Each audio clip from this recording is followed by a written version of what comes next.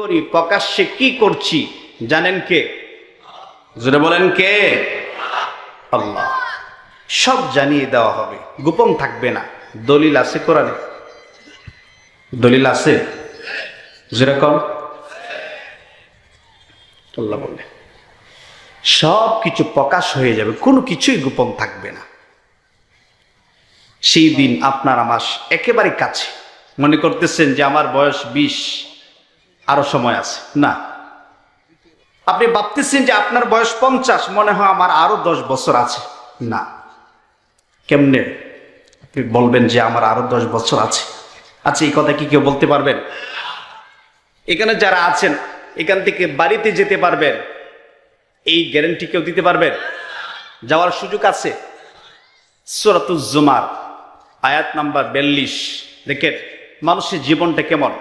আল্লাহ বললেন, আল্লাহু ইয়াতাওয়াফাল আনফুসা হিনা মাউতিহা ওয়াল্লাতী লাম তামুত ফি মানামিহা ফায়ুমসিকুল্লাতী ক্বাদা আলাইহাল মাউতা ওয়া ইউরসিলুল উখরা ইলা আজালিম মুসাম্মা। আল্লাহু আকবার। আল্লাহ বলে, আল্লাহু ইয়াতাওয়াফাল আনফুসা হিনা মাউতিহা, মৃত্যুর সময় মৃত ব্যক্তির রুহু আল্লাহ বললেন আমি আল্লাহ আমার কবজার মধ্যে উঠায় নেই। ওয়াল্লাতী লাম তামুত ফি মানামিহা, এবং যে ব্যক্তি এখনো মারা যায় নাই, মৃত্যু হয় নাই, ওই ব্যক্তি যখন রাতের বেলা ঘুমায়, ঘুমানোর সময় ওই ঘুমন্ত ব্যক্তির রুহু আল্লাহ বলেন আমি আল্লাহ আমার কবজার মধ্যে উঠায় নেই। সুবহানাল্লাহ। তাহলে ঘুমের সময় রুহুটা কার কাছে? কার কাছে? এখন মনে মনে ভাবতে পারেন যে আমি ঘুমাইলাম, রুহু আল্লাহর কাছে কেমনে গেল? রুহুটা আল্লাহর হুকুম, আল্লাহর অর্ডার। দলিল আছে? কথা বলেন। যে ব্যক্তি এখনো মারা যায় নাই, মরে নাই, কথা বুঝেন, ঘুমানোর সময় ওই ঘুমন্ত ব্যক্তির রুহুটা আল্লাহ বলে আমি আমার কবজার মধ্যে উঠায় নেই। ফায়ুরসিলুল উখরা ইলা আজালিম মুসাম্মা ওয়াল্লাতী লাম তামুত ফি মানামিহা ফায়ুমসিকুল্লাতী ক্বাদা আলাইহাল মাউতা ওয়া ইউরসিলুল উখরা ইলা আজালিম মুসাম্মা।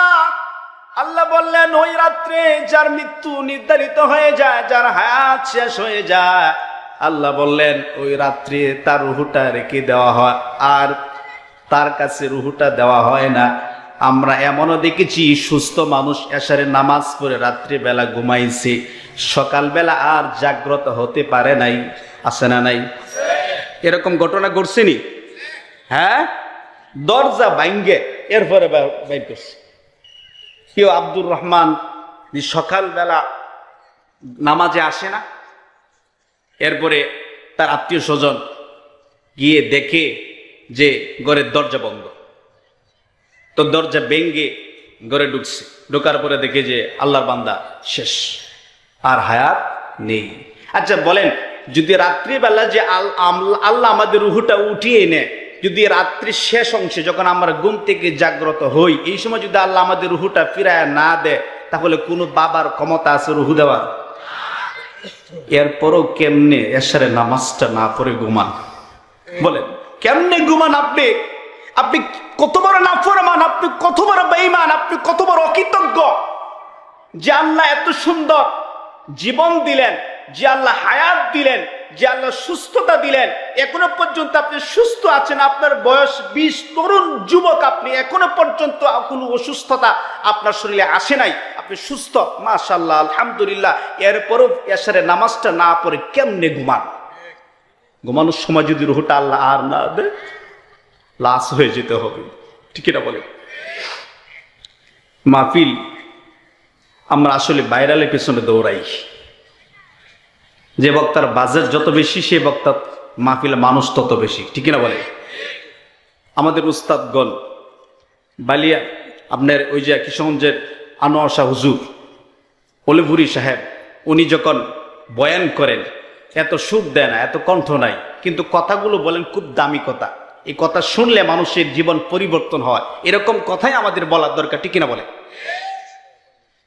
আমার ভাইরা, আল্লাহ পাক রব্বুল আলামিন বললেন কুল্লু নাফসিন যায়িকাতুল মাউত, প্রত্যেক প্রাণীকে মৃত্যুর স্বাদ গ্রহণ করতে হবে, মৃত্যুবরণ করতে হবে। তার মানে বোঝা যায় যে হুজুরা মনে হয় মরতো না। হুজুরা মরবো, মরবো।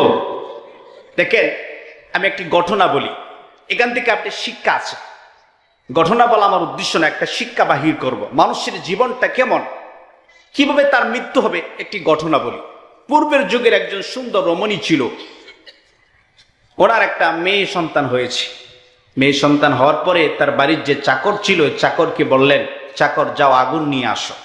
দেখেন, চাকর যখন আগুন আনার জন্য ঘর থেকে বাহির হবে, এমত অবস্থায় ঘরের দরজার সামনে একটা অদ্ভুত মানুষ দাঁড়িয়ে বলতেছে, এই চাকর, কিছুক্ষণ আগে যে একজন মহিলা সন্তান প্রসব করেছেন, এই সন্তানটা ছেলে না মেয়ে? চাকর বললেন, মেয়ে সন্তান। সুবহানাল্লাহ। মেয়ে কার দেওয়া নিয়ামত। অনেকেই এমন আছেন যে মেয়ে হইলে চেহারা একেবারে কালো হয়ে যায়, আসেনি? ছেলে দেওয়ার মালিক আল্লাহ, মেয়ে দেওয়ার মালিকও আল্লাহ। আমার এক মুসল্লি সন্তান হয় না, 5 কোটি টাকার মালিক, কম বলছি। বিবাহ করছেন, 10 বছর হয়েছে। গেছে মাসে আমার কাছে এসে বলতেছে, হুজুর আমার জন্য একটু দোয়া করেন, দীর্ঘদিন হয়ে গেল, কত জায়গায় গেলাম কিন্তু বাচ্চা তো হয় না, আমার একটু দোয়া করেন না যেন আল্লাহ তাআলা একটা বাচ্চা দেয়। বললাম যে জনাব, আমি তো সবসময় আপনার জন্য দোয়া করি, কিন্তু আল্লাহ দিচ্ছেন না, আল্লাহ আপনাকে পরীক্ষা করছেন, আপনি একটু সবর করে, একটু ধৈর্য ধারণ করেন। এক পর্যায়ে ওনার চোখ থেকে পানি পড়তেছে, বলতেছে, হুজুর আল্লাহর কাছে একটু দোয়া করেন, যদি একটা সুস্থ সন্তান না দেয়, আল্লাহর কাছে দোয়া করেন যাতে একটা অসুস্থ বা একটা প্রতিবন্ধী সন্তানও দেয়। দেওয়ার মালিককে। যার সন্তান হয় না সে বুঝে যে সন্তান কি জিনিস। প্রতিবন্ধী সন্তান চায়, অসুস্থ সন্তান চায়, এরপরে যেন আল্লাহ একটা সন্তান দেয়। ওনার চোখ থেকে পানি পড়তেছে। আমি বললাম যে ভাই, আপনি একটু সবর করেন, আর তাহাজ্জুদে নামাজে আল্লাহর কাছে সাহায্য চান, প্রার্থনা করেন, দোয়া করতে থাকেন, একটা সময় আল্লাহ সন্তান দিবেন। উনি আমার এই কথার উপরে বিশ্বাস করে, ধৈর্য ধারণ করে প্রতিদিন তাহাজ্জুদ পড়েন, দোয়া করতেছে। এই যে গত 2 দিন আগে সে বলতেছে, হুজুর দোয়া তো কবুল হয়ে গেছে। সুবহানাল্লাহ। সুসংবাদ আসতেছে। আমি বললাম, আগে পড়তেন একজনে তাহাজ্জুদ, এখন 2 জনে পড়বেন। আগে যে পড়তেন 10 রাকাত, 12 রাকাত, 20 রাকাত, যা পড়লেন এখন ডাবল পড়বেন। কোন সুবহানাল্লাহ। সন্তান দেওয়ার মালিককে। দলিল আছে কোরআনে, দলিল আছে, এদিকে গেলে আলোচনা লম্বা হয়ে যাবে। তো সুন্দর রমণী একটা কন্যা সন্তান প্রসব করলেন। দরজার সামনে দাঁড়িয়ে চাকরকে বলতেছে, অদ্ভুত মানুষ, যে এই মহিলা কি সন্তান প্রসব করেছেন? চাকর জবাব দেয়, কন্যা সন্তান। কথা হলে 3টা কথা শোনো। এই বাচ্চার ব্যাপারে আমি 3টা কথা বলি। 1 নাম্বার কথা হচ্ছে, এই মেয়েটা বড় হওয়ার পর 100 পুরুষের সাথে জিনায় লিপ্ত হবে। 2 নাম্বার, তার বিবাহ হবে এই বাড়ির যে চাকর তার সাথে। 3 নাম্বার, তার মৃত্যুর কারণ হবে একটা মাকড়সার কামড়ে তার মৃত্যু হবে। আচ্ছা দেখেন, আমরা শুনছি যে সাপে যদি কামড় দেয় তাহলে মানুষ মারা যায়, ঠিক না বলেন? কিন্তু মাকড়সা কামড় দিলে মানুষ মারা যায়, শুনছেন?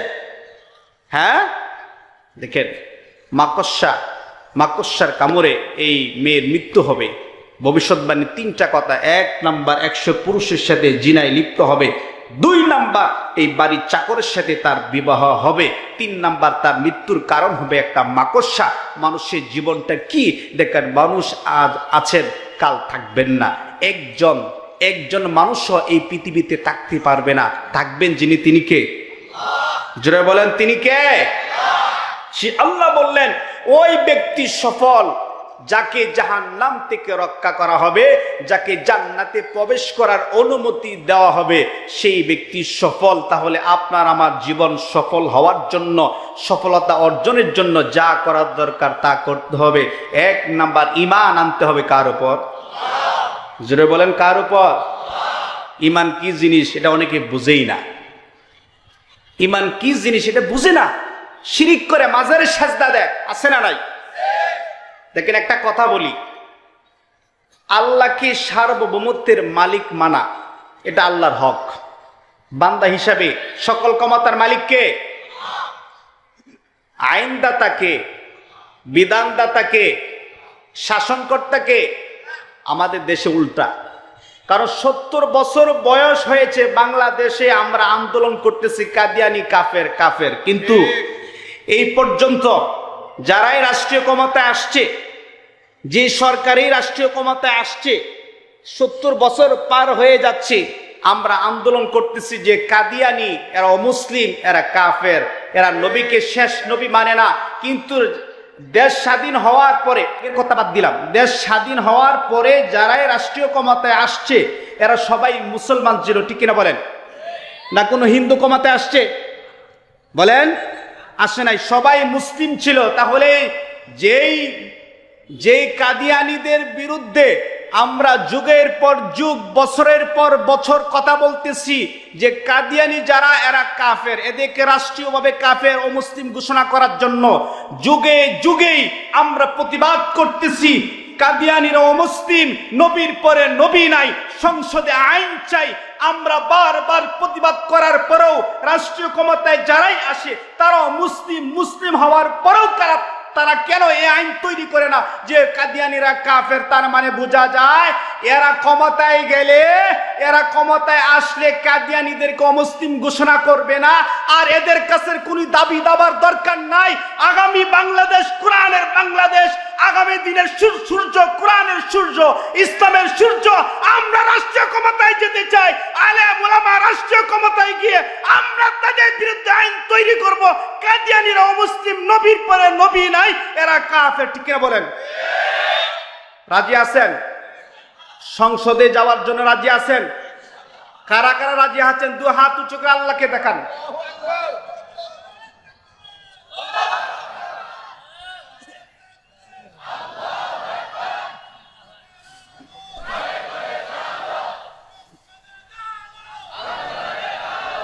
হাত নামান। দেখেন, আজ থেকে 1450 বছর পূর্বে পৃথিবী অন্ধকার ছিল, কোথাও আলো ছিল না।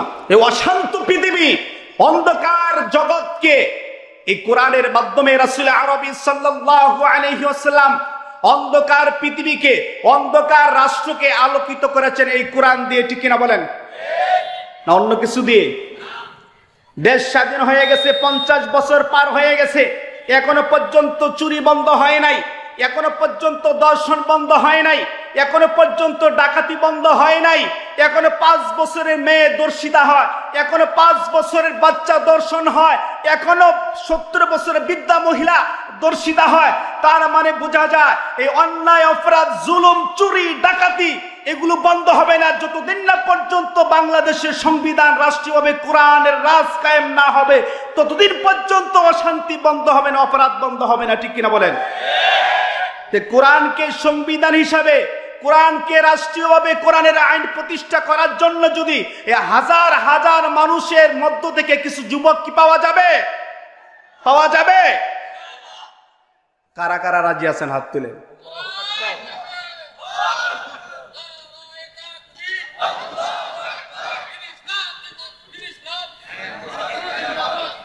নামান। দেখতেছেন কে? আমরা কোরআনের পক্ষে। কিসের পক্ষে? কোরআনের পক্ষে। যারা পালিয়ে গেছে বিগত বছরে,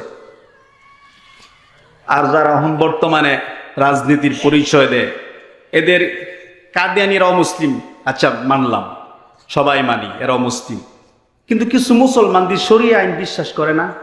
এরা কি? এরা কি? এরা মুরতাদ। শরিয়া আইন প্রতিষ্ঠা করার জন্য আল্লাহ আপনাকে পৃথিবীতে প্রেরণ করেছেন। আপনি আল্লাহর খলিফা, প্রতিনিধি। 1 নাম্বার মানুষের পরিচয়, মানুষ আল্লাহর খলিফা, আল্লাহর প্রতিনিধি। আর খলিফা প্রতিনিধির কাজ হচ্ছে আল্লাহর প্রতিনিধিত্ব করা। আল্লাহর প্রতিনিধিত্ব হচ্ছে এই কোরআন যদি সমাজ রাষ্ট্রে প্রতিষ্ঠিত থাকে, এটাকে টিকিয়ে রাখার জন্য জান মাল কুরবান করতে হবে, জিহাদ করতে হবে, যুদ্ধ করতে হবে। আর যদি সমাজ রাষ্ট্রে আল্লাহর বিধান, আল্লাহর আইন প্রতিষ্ঠিত না থাকে, তাহলে এটা প্রতিষ্ঠা করার জন্য সংগ্রাম করতে হবে, জান মাল কুরবান করতে হবে। এটাই সবচেয়ে বড় ইবাদত, ঠিক কিনা বলেন? আজকে নামাজের ওয়াজ সব হুজুরাই করে, বলেন তো এরপরও ফজরের নামাজে মুসল্লি মসজিদে কয়জন? এখানে এই যে হাজার হাজার মানুষ, বাহিরে আরো বেশি, সবাই ওয়াজ শোনার জন্য আসছে না, সবাই বয়ান শোনার জন্য আসছে না। যদি বয়ান শোনার জন্য আসতো তাহলে মাঠে এসে বইতো, ঠিক কিনা বলেন? মাঠে বসে নাই। তার মানে বোঝা যায় কিছু মানুষ আসছে, ওয়াজ মাহফিল হইতেছে, যাই না গিয়ে একটু দেখি না কি কয় হুজুররা। আহা, আমরা আমাদের কথা বলি না, আমরা আল্লাহ আমাদেরকে যে এলেম দিয়েছেন এটা আমরা আপনাদেরকে বলার চেষ্টা করি, এটা বিনিময় চাই না। কোরআন বলছে কাদেরকে অনুসরণ করো, ইত্তাবিউ মা লা ইয়াসআলুকুম আজরা ওয়া হুম মুহতাদুন। দেখেন, অনুসরণ করো তাদের যারা তোমাদের কাছে কোনো বিনিময় চায় না, ঠিক কিনা বলেন? তাহলে যারা 70,000 দিলে যায়, আমরা যাইতাম না, আগে 20,000 ফাটাই তুইব, আছে না নাই? 80,000 বাজেট, 80,000 টাকা দিলে যাবো, নাইলে যাইতাম না, আছে না নাই? এদের অনুসরণ করা কি জায়েজ? কোরআন বলছে, দলিল পেশ করছে, তাদের অনুসরণ করা যারা তোমাদের কাছে কোনো বিনিময় চায় না এবং এরা হেদায়েত প্রাপ্ত। আজকে অধিকাংশ বক্তা আছে নিজেই নামাজ পড়েন, আছে না নাই? কথা বলেন, আছে না নাই? বন্ড কিছু আলোচক আছে, আর কিছু আছে দিনের দায়ী, আল্লাহকে সন্তুষ্টি করার জন্য কথা বলেন, যাদের এত সুর নাই, এদের কণ্ঠ নাই, এরা বাঙ্গা বাঙ্গা কথা বলেন, কিন্তু এদের কথার মধ্যে আসর আছে না নাই? যেরকম আবু নসর আশরাফি, না আনিসুর রহমান আশরাফি নাম শুনছেন না? হুজুর যখন বয়ান করে মনে হয় হারে চোখ থেকে পানি পড়ে। আহা, একজন আল্লাহওয়ালা মানুষ, দিনের দায়ী। ওনার যতগুলো মাহফিল আমি গিয়েছি, আমার সাথে যতগুলো মাহফিল ছিল, আমি দেখলাম যে হুজুর কোনো সময় কন্ট্যাক্ট করে নাই, বাজেট করে না, যা দে আলহামদুলিল্লাহ। এরকম মানুষ যেরকম অলিপুরি সাহেব, আছে না নাই? উনি এত সুন্দর কথা বলে তাফসির জগতে। বর্তমান সময়ে আমাদের কমি অঙ্গনের মধ্যে উনি তাফসির জগতে এমন একজন আলোচক, ওনার আলোচনা শুনলে নতুন কিছু পাওয়া যায়, ঠিক না বলে? আর বক্তারা এসে কি যে বলে, কোরআন সামনে নিয়ে কি যে বলে, আহা, জবাব দিতে হবে কার কাছে?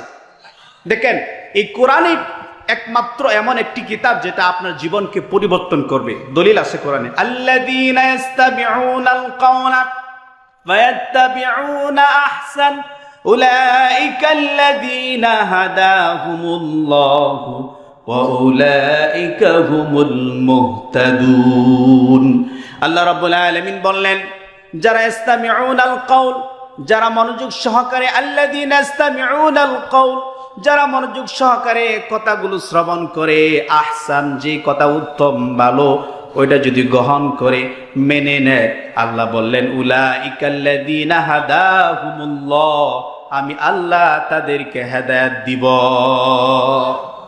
যেটা বলুন সুবহানাল্লাহ। হেদায়েত দিবেন কে? এই কোরআনের কথা শুনলে। এখন কোরআনের কথা বলেই না, যাও কিছু মানুষ বলে বিনিময় নেয়, আর যারা বিনিময় নেয় না এদের কথা শুনতেই চায় না, তাহলে আপনি কিভাবে হেদায়েত পাবেন বলেন? পাওয়ার কোনো সুযোগ নাই। জীবনটা ওয়ান টাইম, বারবার জীবন পাবেন না, একটাই জীবন। এই জীবন যতদিন থাকবে, দুনিয়ার জীবনে যতদিন হায়াত থাকবে, আপনার জীবনের লক্ষ্য উদ্দেশ্য হচ্ছে আল্লাহকে সন্তুষ্টি করা। মাহফিল করছেন আল্লাহকে সন্তুষ্টি অর্জন, আল্লাহকে সন্তুষ্টি করার জন্য করতে হবে। মসজিদ বানাইছেন আল্লাহকে রাজি খুশি করার জন্য। ছেলেকে হাফেজ বানাইছেন কেন? আল্লাহকে রাজি খুশি করার জন্য। নিজে আলেম হয়েছেন কেন? আল্লাহকে রাজি খুশি করার জন্য। নিজে বক্তা হয়েছেন কেন? দিনের দায়ী। আমি কথা বলবো, আমার কথাগুলো মানুষ শুনবে, আল্লাহ আমার কথার মাধ্যমে হেদায়েত দিতে পারে। দেখেন, নবীর হাতেও হেদায়েত ছিল না, হেদায়েতের মূল মালিককে। কিন্তু কোরআন এমন একটা কিতাব, এটার মধ্যে হেদায়েত আছে। সুবহানাল্লাহ কইতেন না? নবীর হাতে যেটা ছিল না সেটা আল্লাহ দিয়েছেন কোথায়? কোরআনে। হেদায়েতের মূল মালিক আল্লাহ, মাধ্যম রাসূল। মাধ্যম কে? রাসূল। রাসূল আহ্বান করছে। আর এই কোরআন এমন একটা কিতাব আমার হাতে, এটার মধ্যে হেদায়েত আছে, নেওয়ার জন্য কোনো মানুষ নাই। নিবেন তো ইনশাআল্লাহ? আল্লাহ কবুল করে পড়ে না। আমি আলোচনায় যাচ্ছি। আল্লাহ বললেন যে কিয়ামতের দিন প্রত্যেক মানুষকে তার কর্মের প্রতিফল দেওয়া হবে। দেওয়ার পরে ওই ব্যক্তি সফল যাকে জাহান্নাম থেকে আল্লাহ রক্ষা করবেন। এবার আসেন, জাহান্নাম থেকে রক্ষা কাদের কি করবেন? আল্লাহ বলেন ফাম্মা মান উতিয়া কিতাবাহু বিয়ামিনিহি ফাসাউফা ইউহাসাবু হিসাবান ইয়াসীরা। আল্লাহ বললেন যাকে তার আমলনামা ডান হাতে দেওয়া হবে, যার আমলনামা ডান হাতে আসবে, আল্লাহ বললেন যার নেকির পাল্লা ভারী হবে, ফাসাউফা ইউহাসাবু হিসাবান ইয়াসীরা, তার কাছ থেকে সহজভাবে হালকাভাবে হিসাব নেওয়া হবে। জুড়ে বলুন তো সহজভাবে হিসাব নিবেন কে? কিন্তু আপনার আমার হিসাব যদি আল্লাহ সহজ না করেন, কঠিন করেন, যা করেছি সব কথা কাজের যদি হিসাব নেয় তাহলে হিসাব দেওয়া যাবে না। আর যদি হিসাব দিতে না পারেন তাহলে জান্নাতেও যেতে পারবেন না। আল্লাহ বললেন যার নেকির পাল্লা ভারী হবে, যার আমলনামা ডান হাতে আসবে, আল্লাহ বললেন তার কাছ থেকে সহজভাবে হালকাভাবে হিসাব নেওয়া হবে। যদি আল্লাহ হিসাব কঠিন করেন তাহলে সবাই জাহান্নামী হয়ে যাবে। একটা উদাহরণ দিচ্ছি, আপনার ঘরে মহিলা আছে, আমার ঘরে মহিলা আছে, বিবি আছে, মা আছে, বোন আছে। দেখবেন আমাদের সমাজের মহিলারা বাচ্চা যদি না ঘুমায়, রাতের বেলা দেখবেন ঘুমাইতে চায় না, খাবার খাইতে চায় না। দেখবেন মহিলার কত সুন্দর করে বলে বাবা ঘুমাও, মা ঘুমাও। ওই যে ঘরের পিছনে বাঘ আসতেছে, পাগল আসতেছে, বলে কি বলে না? কথা কর। আচ্ছা এই কথা সত্য না মিথ্যা? কত পার্সেন্ট? কত পার্সেন্ট? 100% মিথ্যা কথা। এটা অহরহর বলতেছি। দেখেন কিয়ামতের দিন হাসরের মাঠে যদি আল্লাহ বলেন যে বান্দি যাও, তোমার সব গুনাহ মাফ করে দিলাম, কিন্তু এই যে বাচ্চাকে সান্ত্বনা দেওয়ার জন্য যে বলছিলা বাবা ঘুমাও, বাঘ আসতেছে, পাগল আসতেছে, এই কথাগুলো তো 100% মিথ্যা কথা বলছিলা, সব মাফ করে দিলাম, এই মিথ্যা কথার জবাব দেও, তারপরে জান্নাতে যাও। আমার মনে হয় এই মহিলা হিসাব দিতে পারবে? আপনারা পারবেন? যাইবেন গাজীপুর, বন্ধু অপেক্ষা করতেছে, বন্ধু কই? আর আমি তো আয়া পড়ছি, কাছাকাছি আর মাত্র লাগবো 5 মিনিট। আপনি ঘরে শুয়ে রয়েছেন, আছে না নাই? আচ্ছা আল্লাহ যদি এই কথার হিসাব চায় দিতে পারবেন? অনেকেই বলে যে আল্লাহ তো ক্ষমা করে জান্নাত দিয়ে দিবেন, আল্লাহ মাফ করবেন। দেখেন মনের কল্পনা যে আমরা করি, এটারও যদি আল্লাহ হিসাব নেয়, যদি হিসাব নেওয়ার পরে আল্লাহ ক্ষমা না করেন, মাফ না করেন, তাহলে আপনি জাহান্নামী। গুনার কথা বাদ দিলাম, মনের কল্পনা। একটা যুবতী মেয়ে হেঁটে যাচ্ছে রাস্তা দিয়ে, একজন যুবক রাস্তায় দাঁড়িয়ে বলতেছে আহারে কি সুন্দর মেয়েটা যাচ্ছে।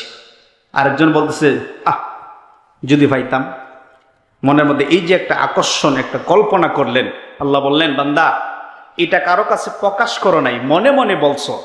তুমি একটা গুনার ধারণা নিলা, একটা মনে মনে একটা খারাপ ধারণা করলা, এটা কারো কাছে প্রকাশ করো নাই, এটা জবাবও আমার কাছে দিতে হবে। কথাকার وَإِن تُبْدُوا مَا فِي أَنفُسِكُمْ أَوْ تُخْفُوهُ يُحَاسِبْكُم بِهِ اللَّهُ فَيَغْفِرُ لِمَن يَشَاءُ وَيُعَذِّبُ مَن يَشَاءُ وَاللَّهُ عَلَى كُلِّ شَيْءٍ قَدِيرٌ। আল্লাহু আকবার। আল্লাহ বলে বান্দা তুমি মনের ভিতরে কি কল্পনা করো এটা কারো কাছে প্রকাশ করো আর গোপন রাখো, তার হিসাব আমার কাছে দিতে হবে। হিসাব আমি আল্লাহ নিব। হিসাব নেওয়ার পর আল্লাহ যাকে ইচ্ছা মাফ করবেন, যাকে ইচ্ছা শাস্তি দিবেন।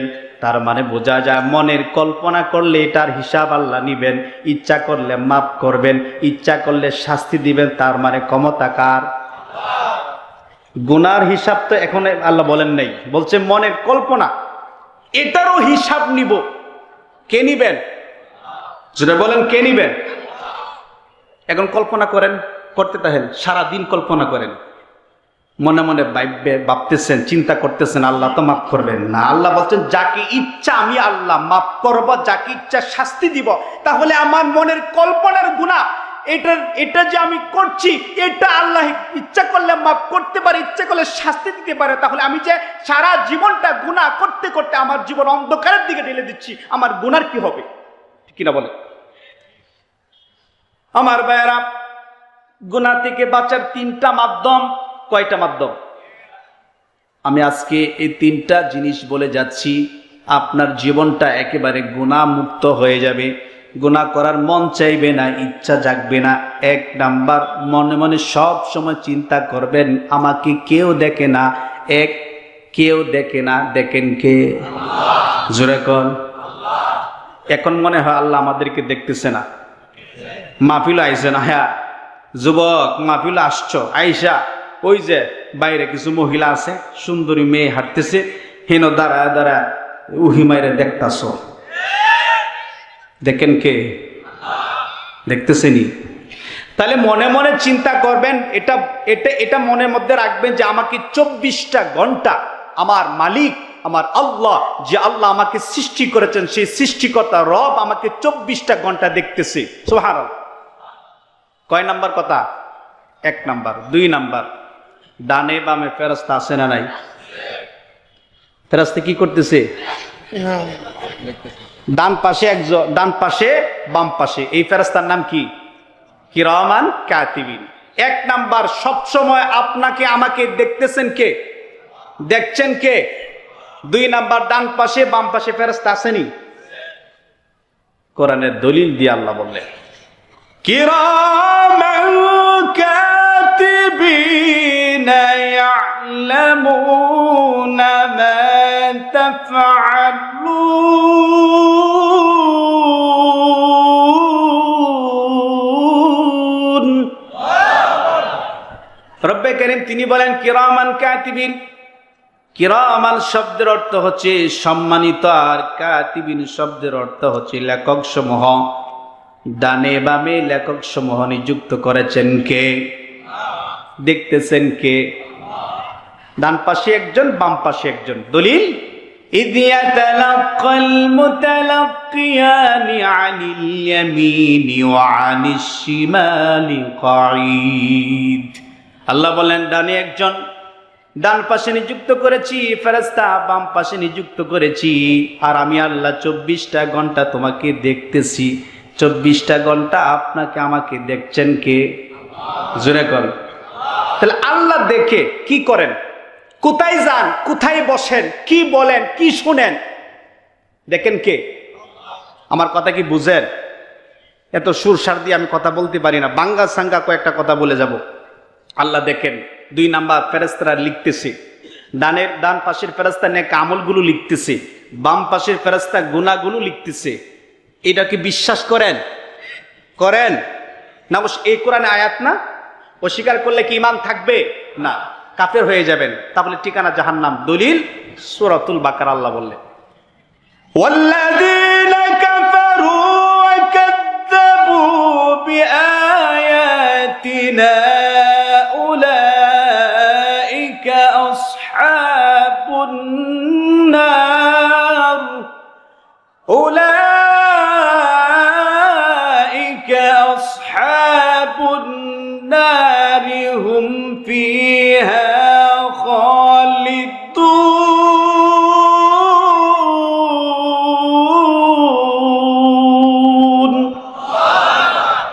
আল্লাহ বললেন ওয়াল্লাযীনা কাফারু ওয়া কাযযাবু বিআয়াতিনা, আর যারা অবাধ্যচারীর দল, কাফের মুশরিক যারা, ওয়া কাযযাবু বিআয়াতিনা যারা আল্লাহর নিদর্শন সমূহের সাথে মিথ্যা ব্যবহার করে, উলাইকা আসহাবুন নার তারাই জাহান্নামবাসী, হুম ফিহা খালিদুন এদের জন্য অনন্তকালের জন্য জাহান্নাম নির্ধারিত করেছেন কে? আর জোরে বলেন কে? দুনিয়ার জীবনে 3 ধরনের আগুন আছে। এক কারেন্টের আগুন, গ্যাসের আগুন, লাকড়ির আগুন, আছে না নাই? যাদের জন্য আল্লাহ জাহান্নাম তৈরি করেছেন, কুফফারদের জন্য, কাফেরদের জন্য, মুশরিক যারা যারা ঈমান গ্রহণ করে নাই। আল্লাহ বললেন ফাত্তাকুন নারাল্লাতী ওয়াকুদুহান নাস ওয়াল হিজারা। কোরআনে আছে না নাই? এই জবাব দেন, আছে না নাই? আল্লাহ বললেন তোমরা ভয় করো ওই আগুনকে, যে আগুনের ইন্ধন হবে মানুষ এবং পাথর। পাথর হবে জাহান্নামের লাকড়ি, মানুষ হবে জাহান্নামের লাকড়ি। এই লাকড়ি দিয়ে আল্লাহ আগুন ধরাবেন। দেখেন আপনাকে আমাকে দিয়ে যদি আমরা জাহান্নামী হই, যদি আমরা জান্নাতি না হই, যদি জাহান্নামী হই, তাহলে আপনাকে আমাকে দিয়ে জাহান্নামের লাকড়ি বানায় আল্লাহ আগুন ধরাবেন। ভয় লাগে না? তাই ভয় লাগে না? যদি ভয় করেন তাহলে কেমনে কেমনে আপনি পাপ কাজ করেন, কেমনে কেমনে আপনি নামাজ ছেড়ে দেন বলেন? আমার তো বুঝে আসে না।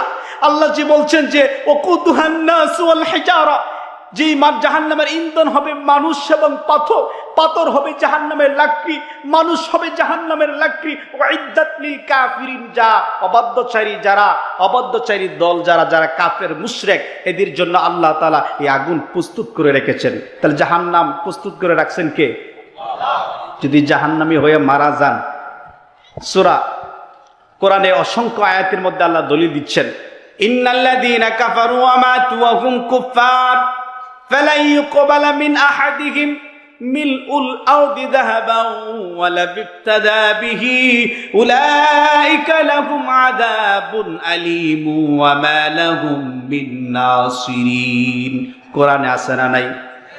আল্লাহ বললেন কুল্লু নাফসিন যায়কাতুল মাউত, মৃত্যু বরণ করতে হবে, মরতে হবে, কিন্তু যার মৃত্যু হবে এইভাবে, ইন্নাল্লাযীনা কাফারু, কুফরি করছে, শিরিক করছে, মাজারও সেজদা দিছে, আল্লাহ ছাড়া অন্য কারো আইন মানছে, আল্লাহ ছাড়া অন্য কাউকে সার্বভৌমত্বের মালিক মানছে, আল্লাহ ছাড়া অন্য কাউকে কর্তৃত্বের মালিক মেনে শিরিক করে কুফরি করে এই অবস্থায় মারা গেছে, মৃত্যুর সময় তওবা করে নাই। এরকম মানুষ আছে না নাই? কথা বলেন, আছে না নাই? মৃত্যু হয়েছে কুফরি করা অবস্থায়, শিরিক করা অবস্থায়। দেখেন যারা শিরিক করে, কুফরি করে, মৃত্যুর পরে এদের কি হবে? আল্লাহ বলেন গোটা পৃথিবী পরিমাণ একটা স্বর্ণের টুকরা যদি কিয়ামতের দিন হাসরের মাঠে আল্লাহর আযাব থেকে বাঁচার জন্য বিনিময় হিসাবে দিতে চায়, আল্লাহ বললেন মা তুকুব্বিলা মিনহুম, তার নিকট থেকে গ্রহণ করা হবে না। কর নাউজুবিল্লাহ। আমি যে চেয়ারে বসে আছি, হুজুর যে চেয়ারে বসে আছেন, এটা কি স্বর্ণের চেয়ার না কাঠের চেয়ার? এটা যদি স্বর্ণের হয় তাহলে দাম কত হইব? কম না বেশি? কিয়ামতের দিন যদি গোটা পৃথিবী পরিমাণ স্বর্ণ, সমস্ত সম্পদ, যদি বলেন আল্লাহ আমি সমস্ত সম্পদ দিলাম, বিনিময়ে আমাকে জাহান্নাম থেকে বাঁচাও, আল্লাহ বলবেন দিলেও গ্রহণ করা হবে না। তার মানে দেওয়ার কোনো কিছু থাকবেই না। ঠিক না বলে? কোনো কিছুই থাকবে না। মুসলমানদের মধ্যে যারা আজকে নামাজ আদায় করেন না, যারা এখনো পর্যন্ত 5 ওয়াক্ত নামাজের মুসল্লি হতে পারলেন না, আমার ভাইয়েরা, কোরআন তার দলিল পেশ করছে। আল্লাহ বললেন জান্নাতীরা জিজ্ঞাসা করবে জাহান্নামীদেরকে মা সালাকাকুম ফি সাকর, কোন জিনিস তোমাদেরকে জাহান্নামের মধ্যে নিত করলো, কিসের কারণে জাহান্নামে আসছো? জান্নাতীরা যখন জিজ্ঞাসা করবে ও জাহান্নামীরা জাহান্নামে আসছো কেন, এই কথা যখন বলবে তখন জাহান্নামীরা জবাব দিবে কেন জাহান্নামে আসছি শোনো। কোরআন তার দলিল পেশ করছে। কথাকার জোরে কোন কথাকার? ওই সময় জাহান্নামীরা বলবে ক্বালু লাম নাকু মিনাল মুসাল্লিন,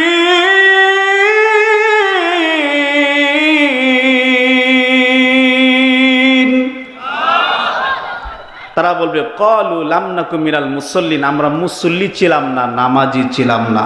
দেখেন যারা এখনো পর্যন্ত 5 ওয়াক্ত নামাজের মুসল্লি হতে পারলেন না, বয়স 20, বয়স 30, বয়স 50, 70 বছর, 80 বছর, এখনো পর্যন্ত 5 ওয়াক্ত নামাজের মুসল্লি হতে পারলেন না, আল্লাহ বলছেন যে কিয়ামতের দিন জাহান্নামে যাওয়ার যতগুলো কারণ, এর মধ্যে একটা কারণ হচ্ছে নামাজি না হওয়া, মুসল্লি না হওয়া। ঠিক কিনা বলেন? তাহলে মুসল্লি হওয়ার দরকার আছে না নাই? নামাজি হওয়ার দরকার আছে না নাই? দরকার আছে। আমার ভাইয়েরা, কিয়ামতের দিন আল্লাহ বিচারটা কেমনে করবেন এবার আসেন। সূরাতুল আম্বিয়া আয়াত নাম্বার 47 আল্লাহ বললেন ওয়ানাদাউল মাওয়াজিনাল কিসতা লিয়াউমিল কিয়ামাতি ফালা তুযলামু নাফসুন শাইআ ওয়া ইন কানা مثقال حبة من خردل أتينا بها وكفى بنا حاسبين।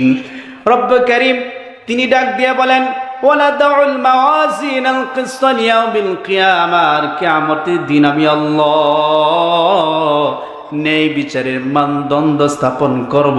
ফালা তুযলামু নাফসুন শাইআ, কারো উপর সামান্য পরিমাণ জুলুম করা হবে না। আল্লাহ বললেন ওয়া ইন কানা মিথকালা হাববাতিন মিন খারদালিন আতাইনা বিহা ওয়া কাফা বিনা হাসিবিন। আর কেউ যদি সামান্য পরিমাণ অনুপরিমাণ নেক আমল করে, ভালো কাজ করে, তাও আল্লাহ উপস্থিত করবেন, তাও আল্লাহ হাজির করবেন। এই আয়াতের ব্যাখ্যা আল্লাহ পাক রব্বুল আলামিন আরেক সূরার মধ্যে করেছেন, ফামাইয়ামাল মিথকালা দাররাতিন খায়রান ইয়ারা ওয়া মাইয়ামাল মিথকালা দাররাতিন শাররান ইয়ারা। আল্লাহ রাব্বুল আলামিন বললেন, কেউ যদি অনুপরিমাণ নেক আমল করে, তাও আমি আল্লাহ উপস্থিত করব। আবার কেউ যদি অনুপরিমাণ পাপ কাজ করে, নেক আমল করলো না, গুনার কাজ করলো, আল্লাহ বললেন তাও আমি আল্লাহ উপস্থিত করব।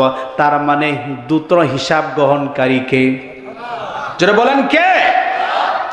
তাহলে গুনাহ যদি অনুপরিমাণ করেন, তাও আপনার আমলনামায় জমা হচ্ছে। যদি অনুপরিমাণ নেক আমল করেন, তাও আপনার আমলনামায় জমা হচ্ছে। জমা করতেছেন কে? আরে মিয়া বুঝেন, কোরআন আল্লাহ তাআলা কিয়ামতের দিন 5 to 5 হিসাব করবেন, কোনো জুলুম করবেন না, কারণ ন্যায় বিচার করবেন। কি বিচার করবেন? আচ্ছা, আমাদের সমাজে কি ন্যায় বিচার আছে? এটা উদাহরণ দিব, রাগ করবেন?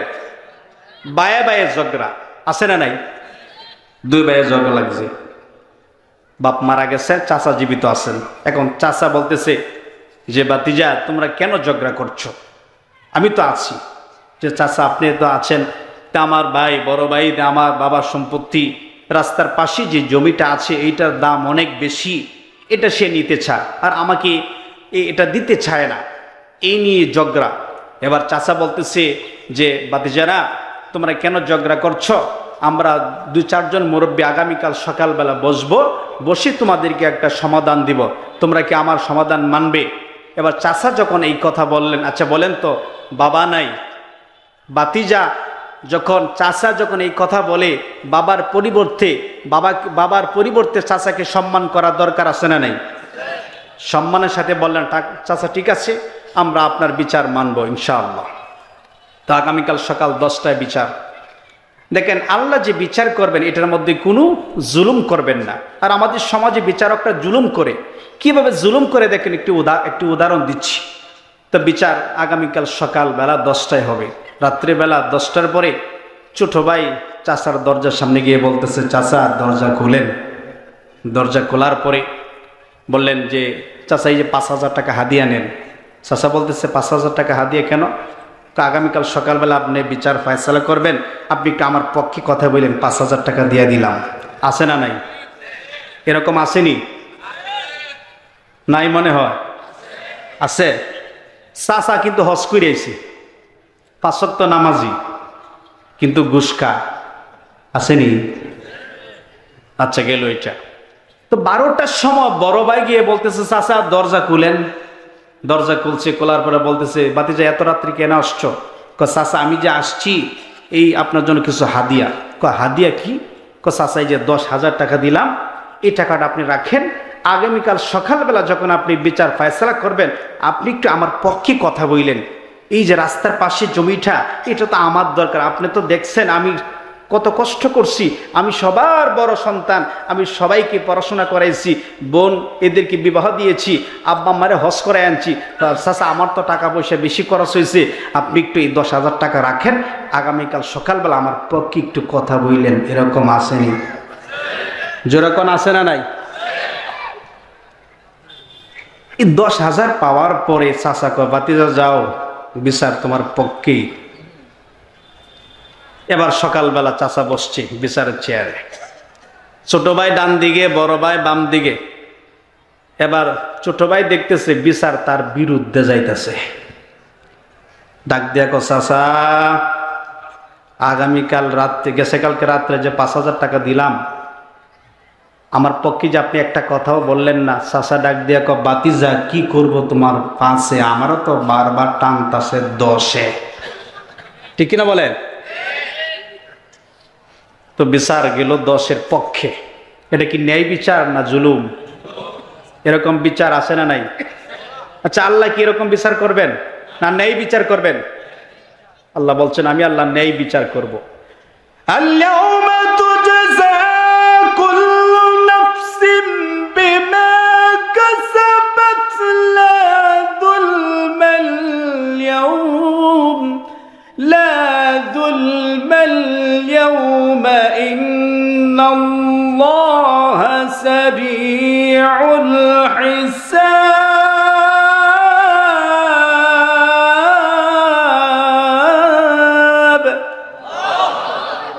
সমস্ত রাজা বাদশারা, ফকির, মিসকিন, ধনী গরিব, ভিক্ষুক, সাদা মানুষ, কালো মানুষ, গরিব মানুষ, ধনী মানুষ, কিয়ামতের দিন আলেম উলামা, ইমাম, মুয়াজ্জিন, মুসল্লি, যখন সমস্ত মানুষ আল্লাহর সামনে উপস্থিত হয়ে যাবে, আল্লাহ ভাষণ দিবেন। আল্লাহ বলবেন, আল-ইয়াওমা তুজজা কুল্লু নাফসিন বিমা কাসাবাত লা যুলমাল ইয়াওম। আজকে প্রত্যেক ব্যক্তিকে তার কর্মের প্রতিফল দেওয়া হবে। লা যুলমাল ইয়াওম, আজকে কারো উপরে জুলুম করা হবে না। আজকে সামান্য পরিমাণ জুলুম করা হবে না, কারণ আল্লাহ ন্যায় বিচার করবেন। আল্লাহ যখন ন্যায় বিচার করবেন, ওজন করবেন, এক পাল্লায় রাখবেন ঈমান এবং নেক আমল, আর এক পাল্লায় রাখবেন আপনার গুনাহ, আপনার বদ আমলগুলো ওজন করবেন। আল্লাহ ওজন করে দেখবেন আপনার নেকির পাল্লা ভারী হয় না গুনার পাল্লা ভারী হয়। ওই সময় হাসরের মাঠে দেখা যাবে একজন রিস্কাওয়ালা রিস্কা চালায়, কিন্তু ঈমান গ্রহণ করেছে, সুদ খায় না, অন্যায় করে না, অপরাধ করে না, নেক আমল করে একজন রিস্কাওয়ালার নেকির পাল্লা ভারী হয়ে যাবে। আবার সাথে আরেকজন ধনী মানুষ ঈমান গ্রহণ করে নাই, নেক আমল করে না, সৎ কাজ করে না, ভালো কাজ করে না, নেক আমল না করার কারণে তার গুনার পাল্লাটা ভারী হয়ে গেছে। আল্লাহ পাক রব্বুল আলামিন বললেন, আমি আল্লাহ ন্যায় বিচার করব, আমি আল্লাহ ওজন করে দেখব, নেকির পাল্লা ভারী হয় না গুনার পাল্লা ভারী হয়। যার নেকির পাল্লা ভারী হবে তার জীবন সফল। কথাকার فمن ثقلت موازينه فأولئك هم المفلحون।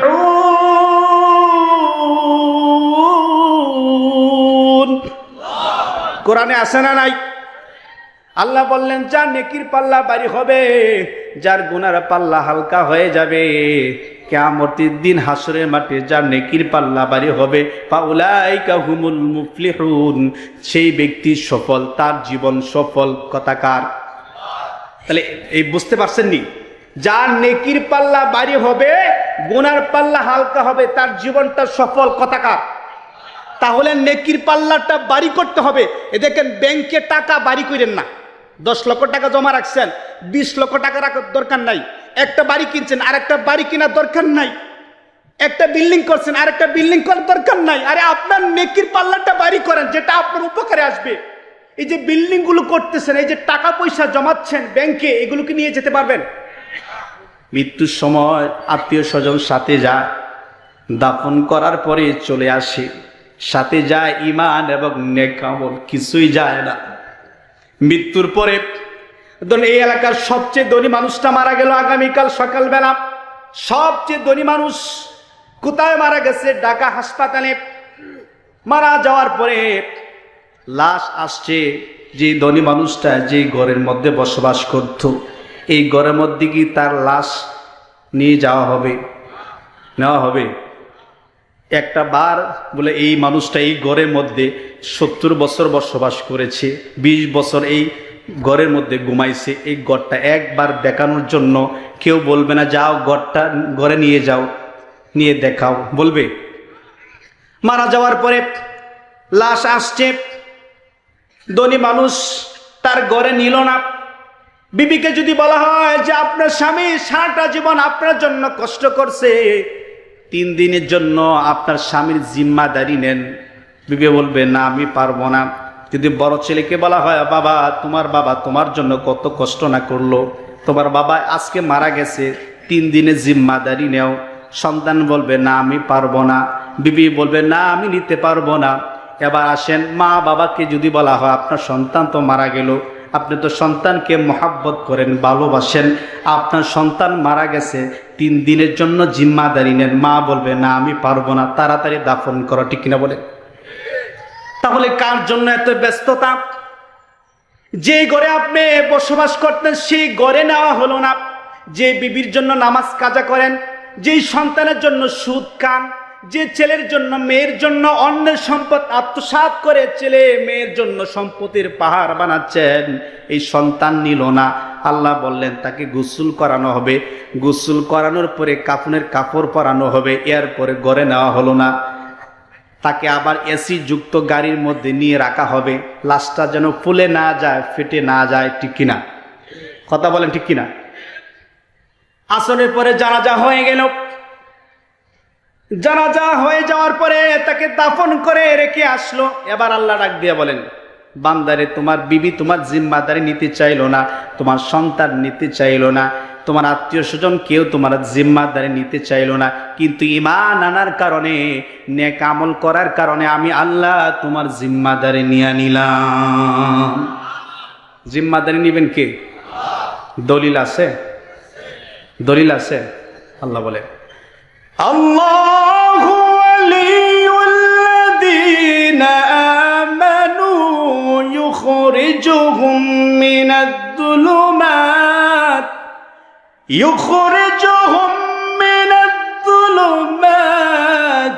ইলান-নূর।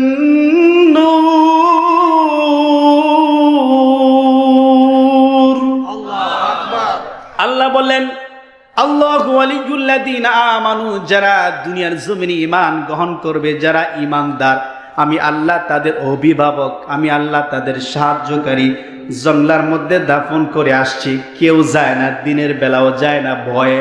ওই জায়গা যদি আপনাকে দাফন করে আসে, আল্লাহ বললেন বান্দা চিন্তার কোনো কারণ নাই, আমি আল্লাহ তুমি ঈমান আনার কারণে তোমার জিম্মাদারি নিয়ে নিলাম।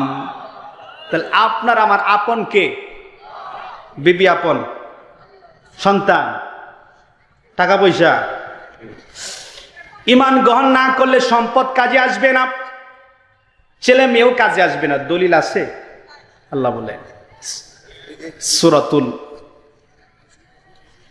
আলে ইমরান 10 নম্বর আয়াত। কত নম্বর আয়াত?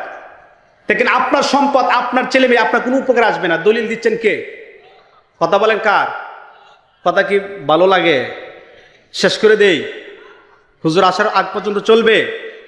আল্লাহ বলে ইন্নাল্লাযীনা কাফারু লাউ তুগনিয়া আনহুম আমওয়ালুহুম ওয়ালা আওলাদুহুম মিনাল্লাহ ওয়ালা মিনাল্লাহি শাইআ ওয়াউলাইকা হুম ওয়াকুদুন নার।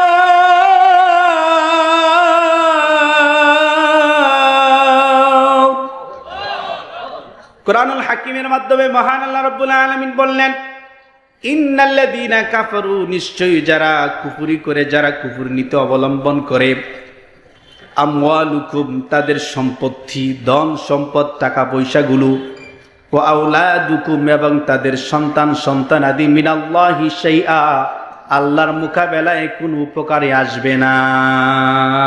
কথা কার? যদি ঈমান গ্রহণ না করেন, এই সম্পদ কোনো কাজে আসবে না, এই সন্তান কোনো উপকারে আসবে না। ফাউলাইকা হুম ওয়াকুদুন নার, আল্লাহ বলেন তাদের ঠিকানা জাহান্নামের আগুন। যেটা বলেন নাউজুবিল্লাহ। এবার আসেন, ঈমান যদি গ্রহণ করেন, যদি নেক আমল নাও করেন, আপনি জান্নাতি। সুবহানাল্লাহ বলতেন না? ধরেন একজন অমুসলিম এখন ঈমান গ্রহণ করছে, এই সময়ের মধ্যে ঈমান গ্রহণ করছে একজন অমুসলিম। হিন্দু ভাই আছে না নাই? হিন্দু মানুষ আছে না নাই?